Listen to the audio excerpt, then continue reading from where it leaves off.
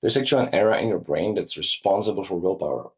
And the good news is that we can exercise it just like any other muscle. The bad news is that majority of us don't even get to that level of being able to exercise it and train it because they do these three things that negatively affect it, and therefore they don't even get to that training arena.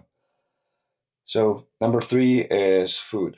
I personally wear a glucose monitor, and that really helps me to be able to avoid spikes and dips in my glucose levels throughout the day. So I'm trying to keep my glucose levels very steady, and that has the best effect when it comes to, or it actually doesn't produce a negative effect on willpower.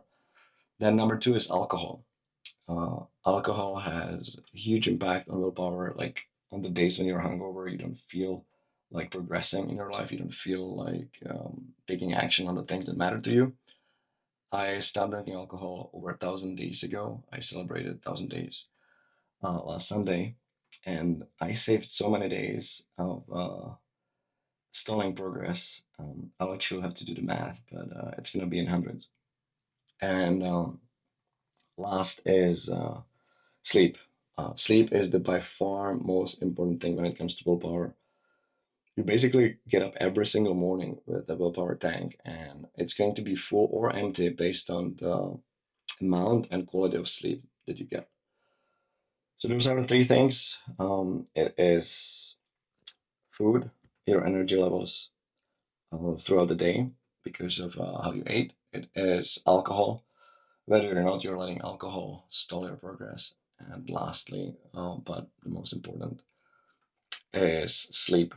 How much you sleep and how well you sleep affects how much of a willpower tank you're gonna get up with in the morning. And don't forget that the willpower tank can be expanded.